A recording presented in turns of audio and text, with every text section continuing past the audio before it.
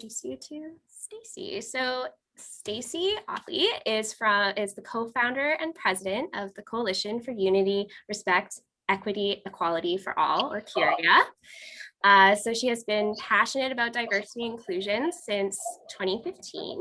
She obtained her bachelor's degree in sociology at Concordia University in Montreal and her master's degree in sociology at the University of Windsor. So CUREA, again, is a racial justice and educational organization. So their goal is to advance public education awareness and prevention of racial injustice and systematic racism. And they wish to provide a forum like this for a discussion about equality, diversity, and inclusion for all. Okay, so I'll turn it over to Stacey, and we were very happy to have you here. Thank you so much. Thank you so much, Sarah, and thank you so much, Robin, for joining. So I'm just go ahead.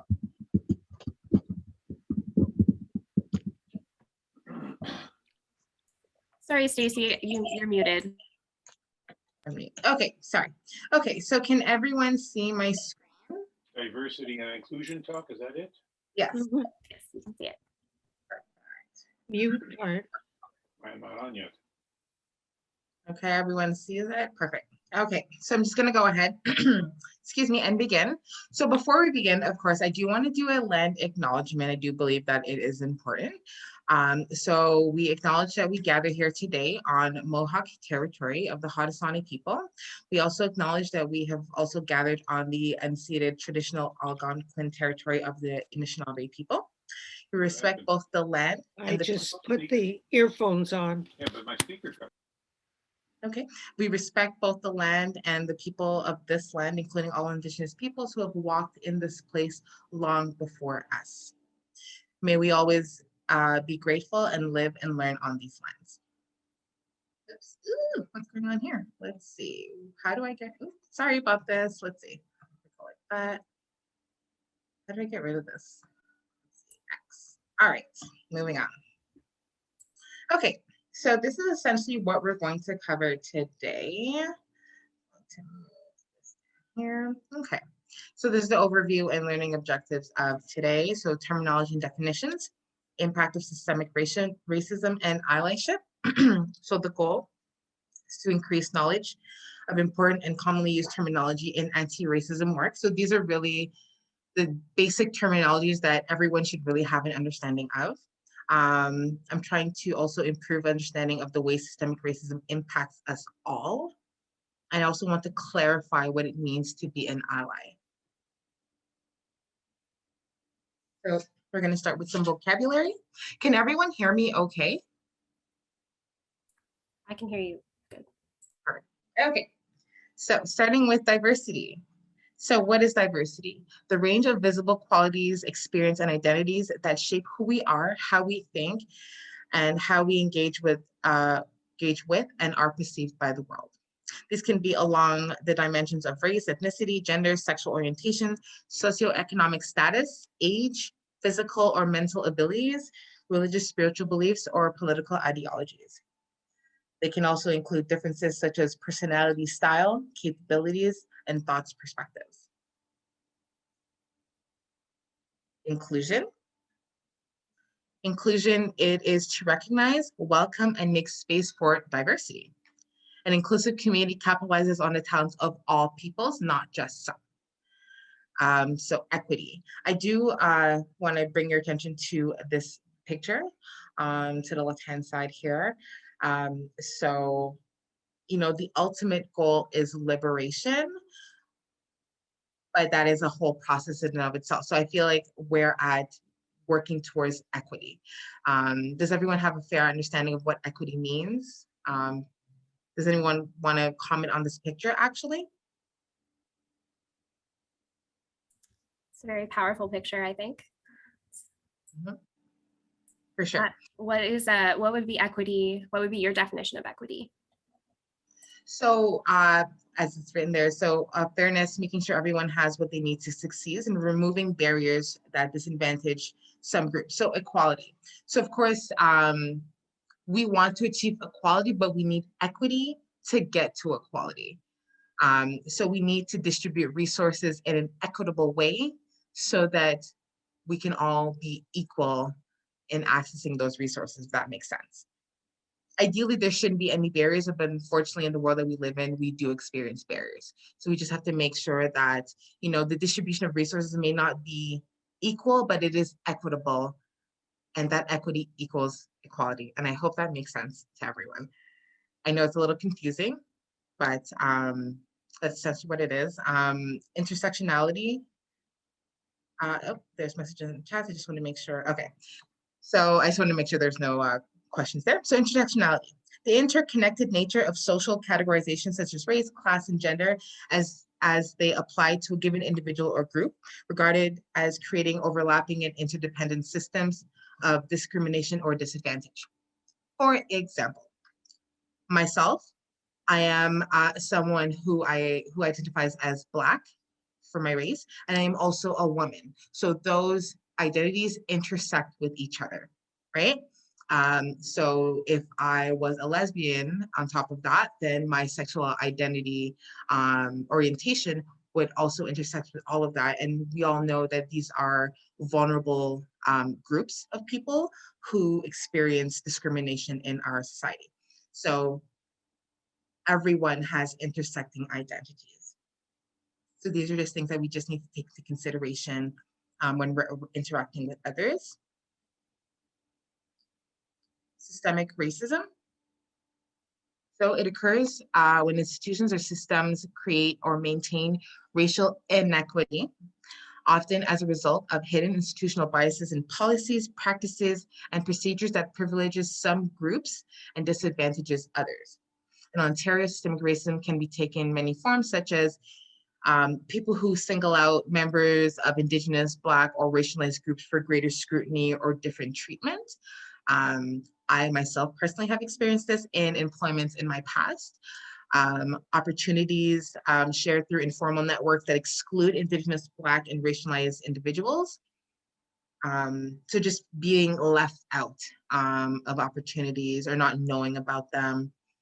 A lack of public attention and policy concern regarding social health, economic problems that disproportionately affect Indigenous, Black, and racialized communities. If we even bring our attention to the pandemic right now, research is showing that these groups are disproportionately being impacted by the COVID-19 pandemic as well. So we always need to just looking at systemic racism, you know, it impacts, it's everywhere, okay? It's literally everywhere. Racism. So racism includes ideas or practices that establish, maintain, or perpetuate the racial superiority, or dominance of one group over another.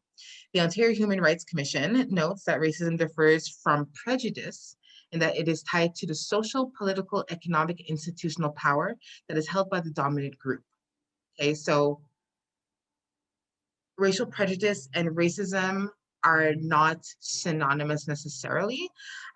So for example, when people are saying white people cannot experience racism, it's because they're that dominant group with the institutional power, but they can experience racial prejudice because they are a white person. Any questions? Okay, I'm gonna continue going unless there's any questions. Anti-racism, a specific approach to eliminate racism that acknowledges that systemic racism exists and it takes proactive steps to fight racial inequity. It actively confronts the unequal power dynamic between groups and structures that maintain it. So I added a picture of a tweet. I encourage you, if you see pictures on here, like tweets, I think I have maybe 2 or 3. I encourage you to actually follow these people on Twitter if this is a social media platform that you do use, because I am getting this information from them and I do follow them. So I also recommend following them as well if you wanted to get information. So the beauty of anti-racism is that you don't have to pretend to be free of racism to be anti-racist. Anti-racism is the commitment to fight racism wherever you find it, including in yourself. Okay, looking inward is huge, especially if you are a person in a position of power or a leadership role as well. Okay, and it's the only way that we can move forward. It literally is the only way. Race. So Race is a term used to classify people into groups based mainly on physical traits, phenotypes, and individual observable traits such as skin color. The word race, the word white, and the word slave was not used until Europeans until the 1500s, and they brought these words with them to North America, and that's kind of how we got into using them. Okay, so prior to colonization, the people in Africa weren't calling each other Black or white or things like that. They were referring to themselves by their tribal names. So the people identified, like it said there, so people identify themselves based on their ethnic origin or tribe. Okay, so it is very much a social, a social creation. The notion of race was developed to justify a new economic system of capitalism that's dependent on the institution of forced labor, especially the enslavement of African peoples. The modern day use of the term race is a human invention, okay? It's a social construction. Any questions so far before I move to white privilege and white skin privilege? Alrighty. So, white privilege, the unquestioned and unearned set of advantages, entitlements, benefits, choices bestowed upon people solely because they are white. So white skin. I do prefer the term white skin because the paler the skin equates to more privilege, and the darker you are, the less privilege it is. So that's why I prefer white skin privilege. It is hard to see, okay, sorry. So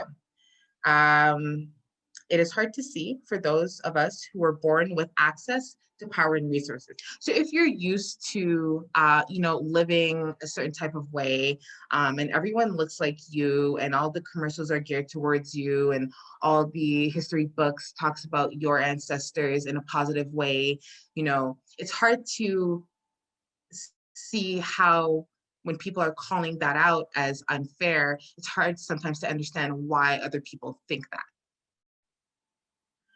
But everything was geared towards the dominant group, and here in North America, that group is the descendants of European colonizers, right?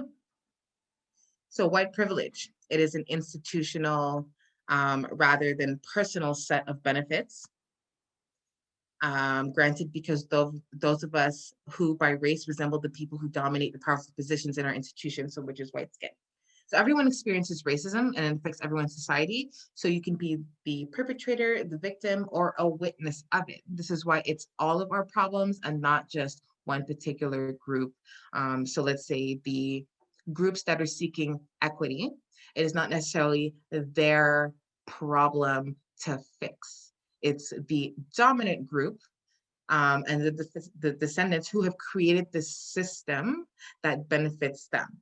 So it is everyone's role, but there is a lot of emphasis on the dominant group putting in that work, if that makes sense, okay?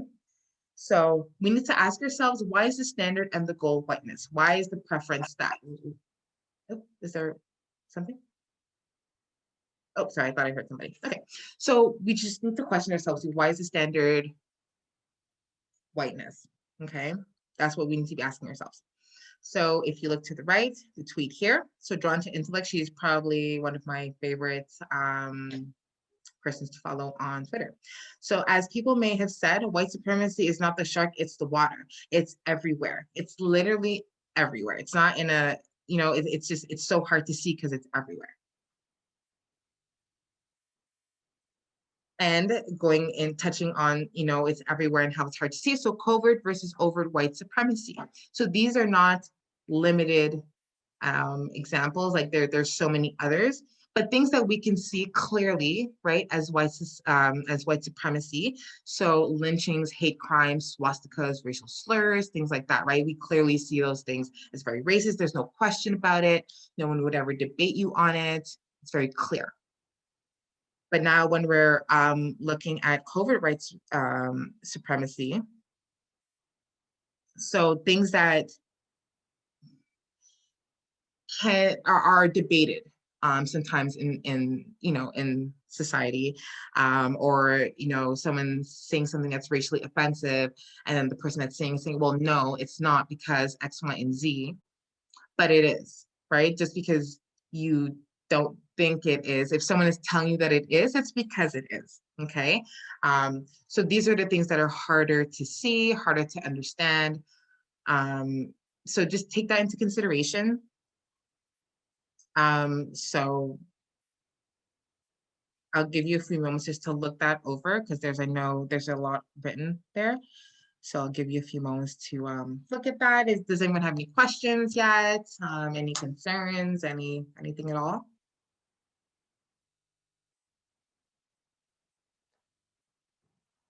Great. I will move on.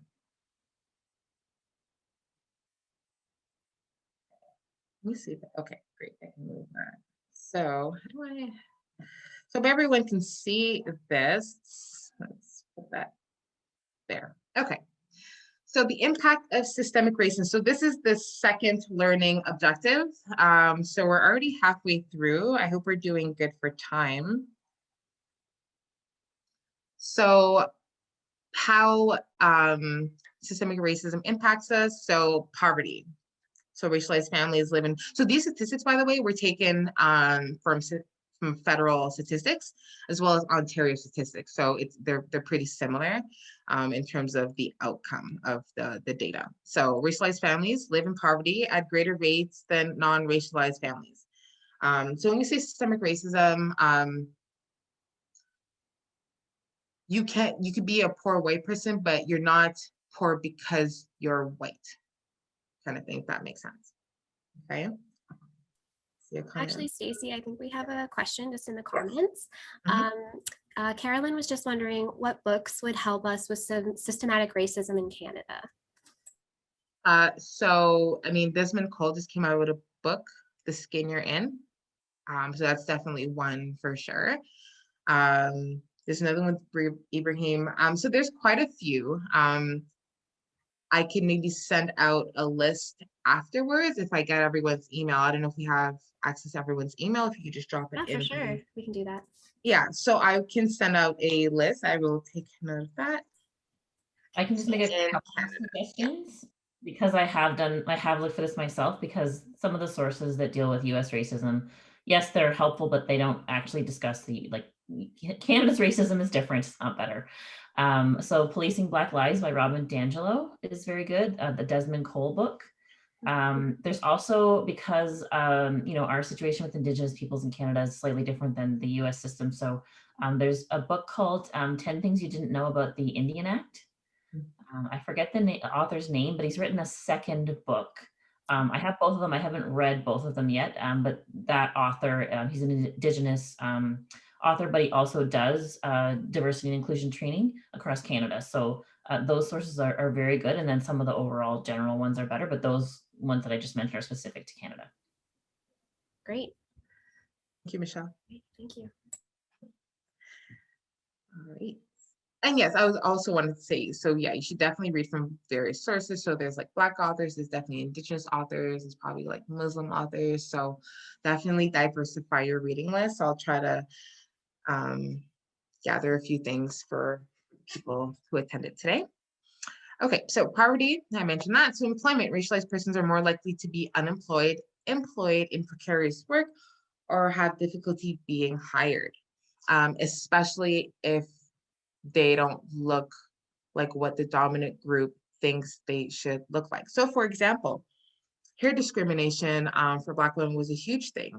So, rocking Afro hair, certain braids, certain types of styling would be deemed as unprofessional for some people. So that is absolutely discrimination, right?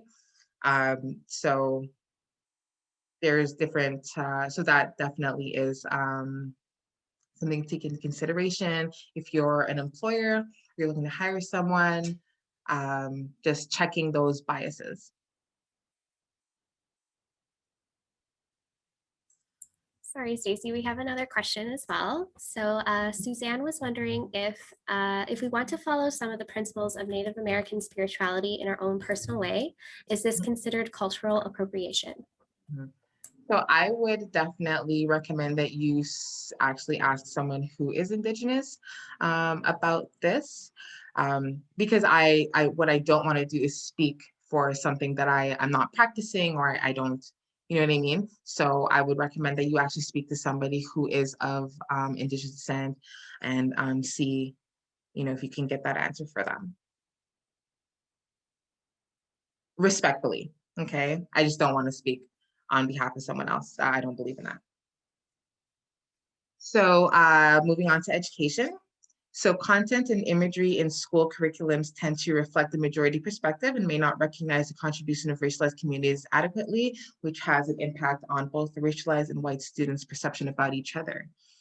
Absolutely. So for example, I did most of my learning on Indigenous history and the colonial legacy of Canada at work. I didn't really learn it in school. I learned so much more as an adult, and I think that's wrong. We should learn these things in school, and there's of course a purposeful reason for the exclusion of that information. Same thing with Black history. The Black history, when I was in school, I just learned that my ancestors were slaves. That's not Black history. That is not African history. That is actually European history. Europeans engaged in slavery, and they stole people from a continent. African history, so the slavery interrupted African history. It is not African history. It is not Black history. I learned so much more, again, as an adult regarding proper African history and contributions of African Canadians, which is not something that is really in the educational curriculum, at least not when I was in school. And I have been hearing that it's not really a thing right now. There is a push, though, to have proper Black Canadian history incorporated into the educational curriculum, but it is a fight. Why does it have to be a fight? Why can't they just do it? You know? But so is life. Criminal justice system.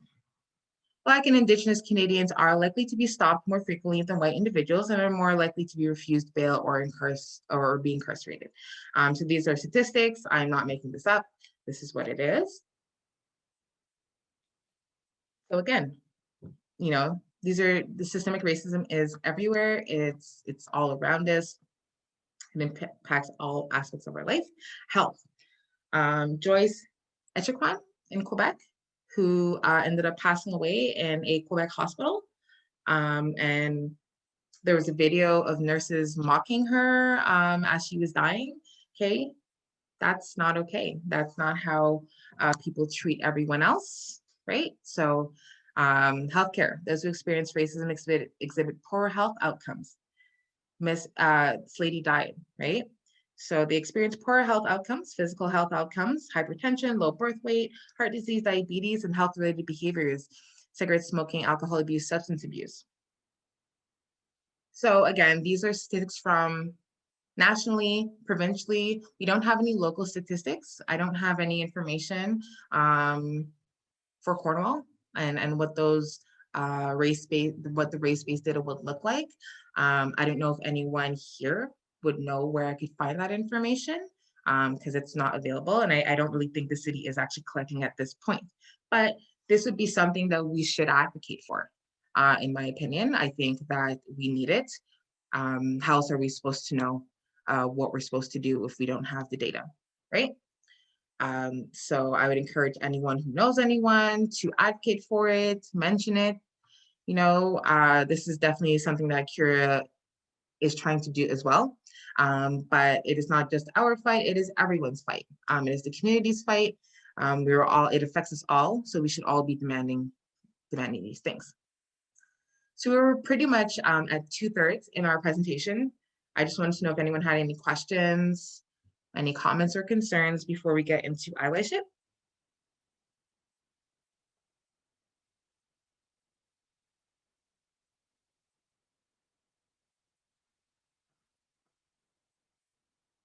Okay.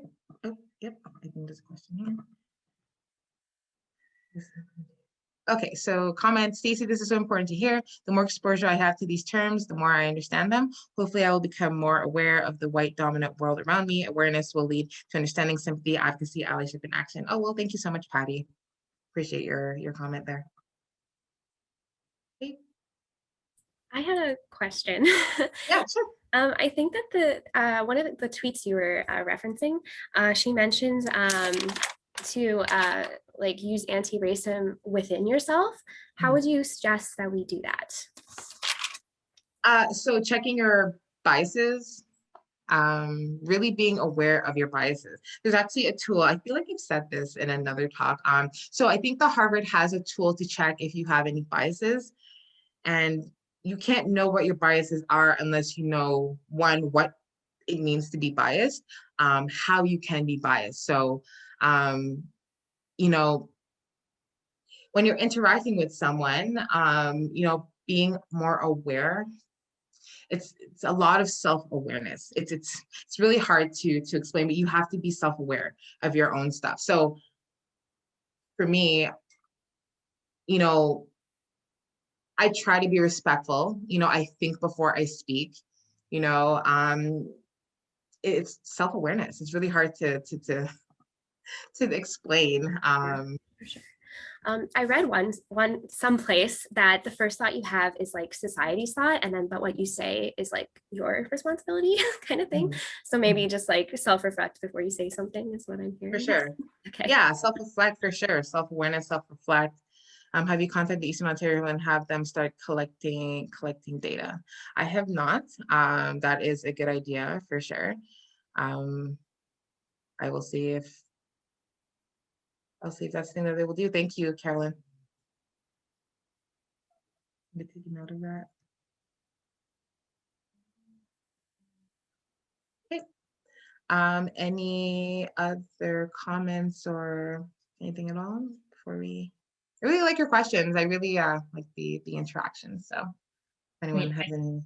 I can comment just briefly on the looking at racism within yourself, if that would be helpful. So, I mean, obviously I'm white. I'm the only white person on the board of CUREA. I don't assume that I know everything. And even there was an innocuous conversation between Stacey and Agnes and myself about hair. And they were just talking about, you know, braiding their hair. And I can't remember exactly what I said, but then a couple of days later, I read an article about just some of the things around braiding and things like that. And I just wondered, you know, I shouldn't have centered that conversation because I was asking questions because I legitimately didn't know, you know, some of the things about braiding hair. But then after I read that article, I thought, oh, I centered myself in that conversation. Maybe I shouldn't have. I should have probably just listened to them more. And it was a simple conversation. I don't think anybody was offended in the conversation, but it was just in reflection. You know, you can learn things when you learn more about a specific topic and your past interactions on that topic, if that makes sense. Thank you. Thanks, Michelle. Yep.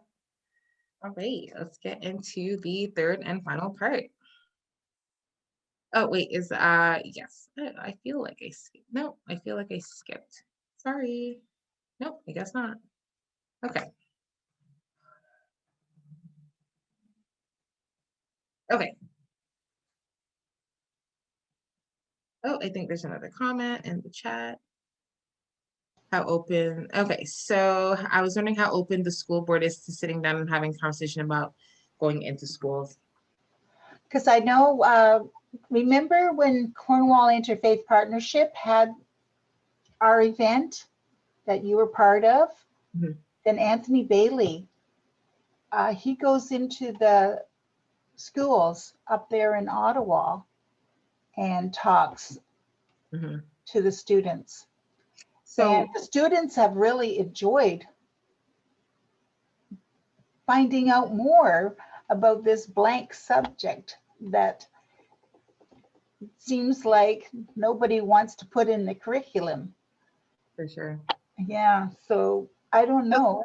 The only issue, it's not really an issue, but so what happens is every member on the board for CUREA, we all work full time, and a lot of us work in the daytime. So it'd be really hard for us to be able to go into schools, on work time type of thing. So we do need volunteers. So if we had a volunteer who would be willing, like we would provide them with the material to go into the schools, and then they can deliver that information. That would be something that could work out, but it's hard to logistically do that if Mhm. I understand. Mhm. Just with grandchildren and great grandchildren in school, Mhm. and biracial being part of my oldest daughter's family, it's very important to me that the young people know and are learning Okay. about all of this. Absolutely. So Absolutely. But even pressuring the superintendents of these schools to do something about it, that helps as well. So of course, CUREA, we're here to, help hold these institutions accountable, but we absolutely need help from the community to back us. Because again, we're just professionals just trying to, contribute. I know. So, even having parents write their concerns to the superintendents, that is helping right there. Okay. Okay. Thank you. Yeah, no problem. And you know that Cornwall Interfaith Partnership is willing to help too. For sure. Okay, great. So we'll probably discuss how we can get into the schools then. Yeah, right. All right. Perfect. Okay, so moving on. So what does it mean to be an ally? So allyship is an active, consistent, and demanding practice of unlearning and reevaluating the way that we view and understand society. Key word is unlearn, okay? Because we've been taught a lot of things that are not necessarily true. And I definitely encourage you, or not necessarily not true, but just not accurate, I should say. So I'd really encourage everyone to really seek out the proper information, and reevaluate, how you understand yourself in this world and other people in this world. And it's an ongoing, and again, it's a demanding practice. It's not just, okay, I'm going to put out a Blackout Tuesday black screen on my social media for one day, and then the next day I'm going to go back to normal, right? It's an ongoing process. It's an actual effort that needs to be made. Even myself, I'm still learning. You're always learning. So even though I feel like I know a lot of information, there's so much more that I don't know. And there's so many areas that I don't know about, right? I might be really well versed in anti-Black racism, but I'm still learning about anti-Indigenous racism. I feel like I do have a good understanding, but there's so much more that I need to learn. So it doesn't stop. And it doesn't stop for anyone, okay? To recognize the various ways in which a person in a position of privilege and power maintains the power and dominance. So recognizing that, so especially people in leadership roles, recognizing, who are these people, what do they stand for, just looking into those things and taking those things into consideration when you're voting for, leadership people in leadership roles, sorry. Allyship seeks to operate in solidarity with marginalized groups, though allyship is not an identity, okay? So it's an act. Rather, it is a lifelong process of building relationships, okay? So it's an act of building relationships based on trust, consistency, accountability with marginalized individuals and or groups. Allyship is not self-defined, so you don't necessarily say that you're an ally and determine that. The group that you're involved with will probably call you an ally. And if they do, then that's probably what makes you an ally, okay? So, instead of thinking it as, oh, I'm just showing support for, I'm helping out this person, you should look at it in a way where, you're showing your commitment to ending X oppression. You're using your privilege to help this cause or type of thing. Just, acknowledging that you have that privilege if, you have that privilege. So at the top, so Lila Watson, if you have come to help me, you're wasting your time. But if you have come because your liberation is bound up with mine, then let us work together. So like, I don't need anyone's pity, right? I just need you to help dismantle the system type of thing. That's what I want. That's what we all want. Okay. Questions? Okay. How to be an ally. So the acronym, always center the impacted. Okay, so this is applicable to anything. So we're talking about race today, but this can be literally any group cause, right? Listen and learn from those who live in oppression.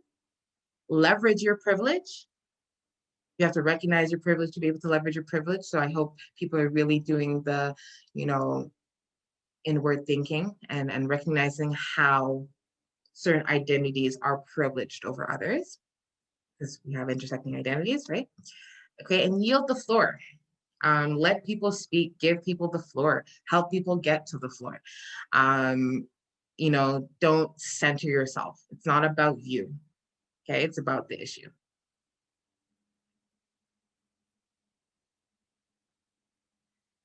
And this is one of the final screens and my favorite. So you should, I see where you fit on the trajectory, the path to becoming anti-racist. So we have the fear zone, the learning zone, and the growth zone. So everyone is somewhere in between this. You got to figure out where you are and see what steps you need to take to get to where you need to get to. So in the fear zone, that's when people are denying racism exists, avoid hard questions, living comfortably. If I don't talk about or see the issues or acknowledge the issues, then the issues don't exist. I talk to others who look and think like me, so avoiding certain people so you don't have to talk about certain things. So that's the fear zone. When you're in the learning zone, you recognize racism present and it is a problem. You seek out questions that make you feel uncomfortable, based on your comfort levels, of course, right? And you understand how your own privilege, I understand my own privilege in ignoring racism. So you understand how it is a privilege to be able to ignore racism. Okay, it's a privilege to act like it doesn't exist, because it does. You can't pretend it doesn't. No one can pretend it doesn't. So to pretend like, oh, well, I have not experienced it, therefore, or I have not seen it, therefore it does not exist. It's not a real thing, because it does happen. Education, so educating self about racism and structural racism. Vulnerable about own biases and knowledge gaps, listening to others that think like you.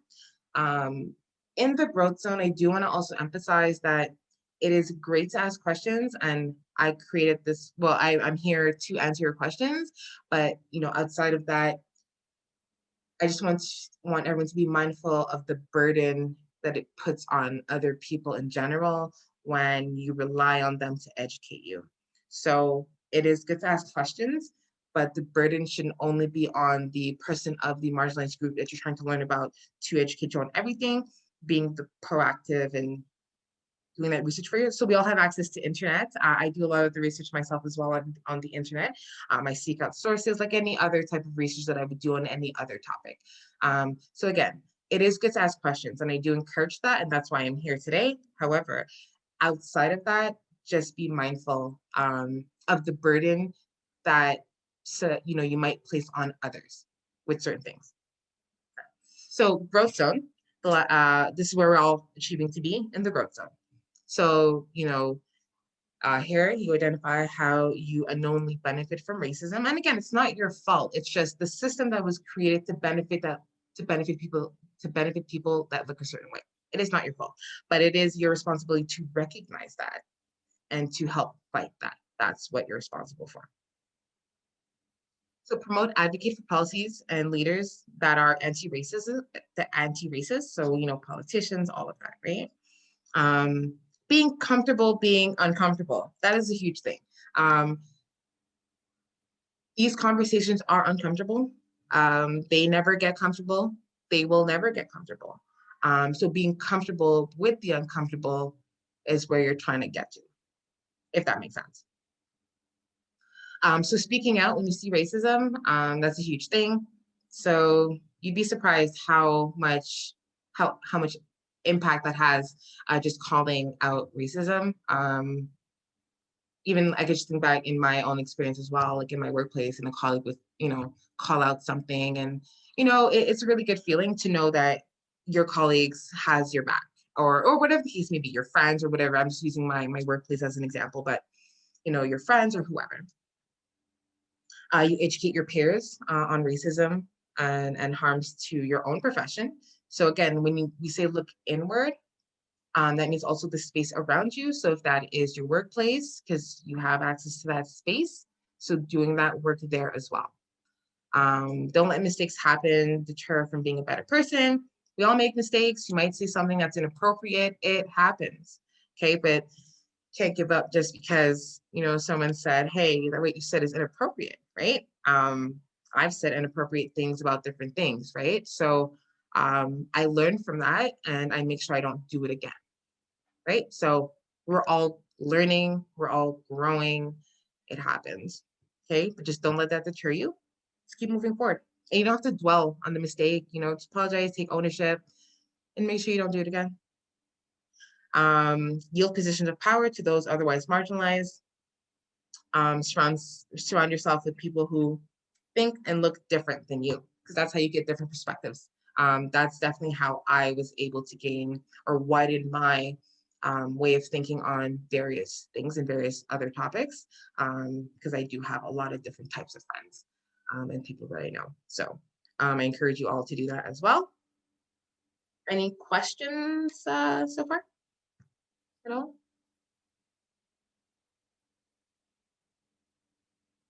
Well, I do want to thank everyone for participating, listening in today. We are ahead of schedule. We got about 17 minutes. I don't know if I'm going to open up the floor to anyone who wants to say anything, comments, questions, concerns, anything at all.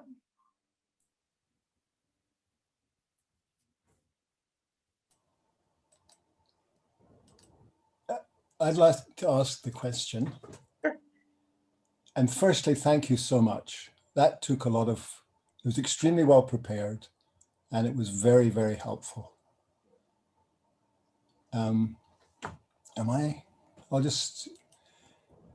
So I come from white privilege.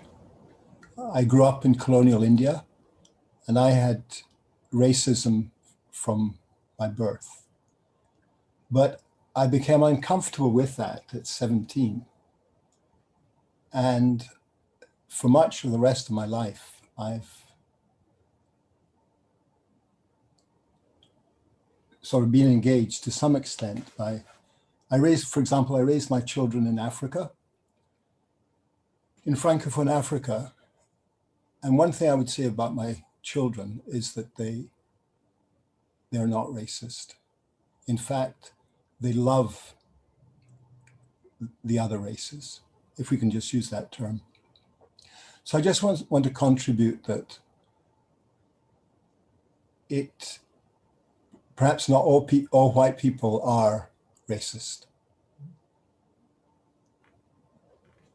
That's true, absolutely. Not all white people are racist, absolutely. Unfortunately, the thing is, all white people benefit from white supremacy. Absolutely. But you're absolutely right, Neil, not all white people are racist. No, and so I really think this conversation is now engaged in Cornwall, and because, for example, I went to a conference in London in 1967 called the Dialectics of Liberation. And one of the main speakers was a man called Stokely Carmichael, who was one of the leaders of the Black Power movement. And he eventually went back to Africa and he died there. And at that time, racism in London, particularly in an area called Notting Hill, was quite overt. And we had race riots in the mid 1960s. But as the speakers have mentioned, here in Canada, I also could mention, I'm just reading this book called, what's it called? The Half Has Never Been Told, by Edward Bishop. And that is a devastating first-person account of slavery. But those of us from Canada who've been reading that book realize, as has been mentioned, that the Canadian experience is different because we've had historically prejudice against Chinese building the railway, against Sikhs who wanted to come, against Jews who were refused entry during the Second World War and that kind of thing. But I think Cornwall is very open now to the kind of discussion that CUREA is promoting. So, I agree. Thank you. Thank you, Neil. I agree. So I think so far we've been doing this. It has been well received by the community. So I'm really thankful for that. Great. I had another question, if no one else does. I was wondering, you were talking about sort of the burden of questions. I was wondering, like, how can you tell, like, the boundary, I guess, like, if I was going to ask, I know, I'm sorry. No, If I was going to ask kind of like what Michelle was talking about, like, if I was going to ask about a Black woman's hair, like, what, I know that's sort of like a touchy subject. So, like, sure. I don't know, like, I have lots of, like, friends and I just don't want to, like, For offend sure. anybody, but I'm just Sure. curious. So I was just wondering what the line was there. Or anything. Yeah, so I think it differs with everybody, but also, you know, someone who you don't know versus someone you know. I think you would ask those types of questions differently. Again, like anything else, you have to, you know, maybe getting to know the person before asking those questions might help, type of thing. Maybe doing some research and then coming like, oh, you know, I read this, blah, blah, blah. And, you know, I was wondering if, just to show that you did do some research on your own, or, you know, there's no answer for everything because every person is different, but just being aware, you know, because I've been in those situations in different ways, right? With other cultures. I do want to learn about other cultures, but also don't want to be disrespectful as well, right? So I do approach it very cautiously. This is definitely not the first thing that I ask somebody when I meet them, you know? And especially if they bring it up, then I'll hop in that conversation, right? Looking for an opening, right? That could be a different method as well.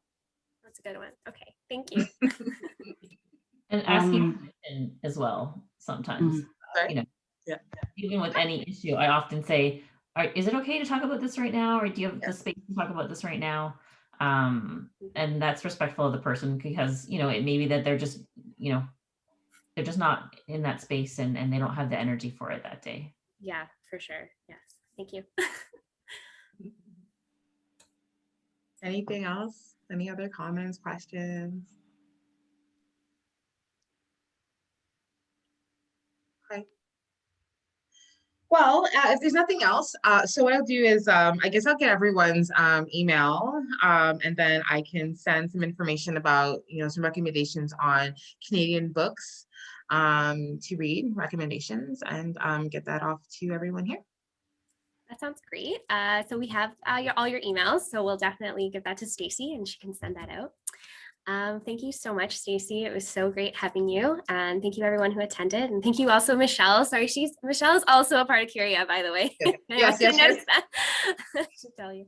But yeah, so we'll end it there. I'll stay back for a little bit. Stacey, did you want to maybe just stay in case anyone wanted to ask a question privately or anything? Sure. Okay, Yeah, sounds sure. good. All right, well, thank you so much again. Thank you, Stacey, and I'll unmute myself and yeah, I'll see you later.